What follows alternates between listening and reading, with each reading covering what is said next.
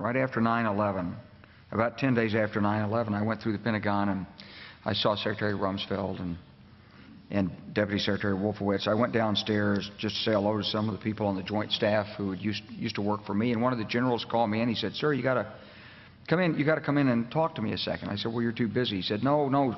He says, "We've made the decision. We're going to war with Iraq." This was on or about the 20th of September. So I came back to see him a few weeks later, and by that time we were bombing in Afghanistan. I said, "Are we still going to war with Iraq?" And he said, "Oh, it's worse than that."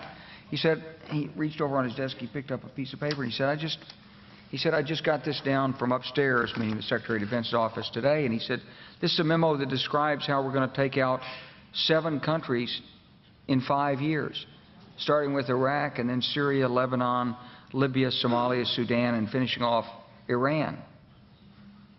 I said, "Is it classified?" He said, "Yes, sir." I said, "Well, don't show it to me." And I saw him a year or so ago, and I said, "You remember that?" He said, "Sir, I didn't show you that memo. I didn't show it to you." I'm sorry, what did you say his name was? I'm not going to give you his name. So go through the countries again? Well, starting with Iraq, then Syria and Lebanon, then Libya, then Somalia and Sudan, and then back to Iran.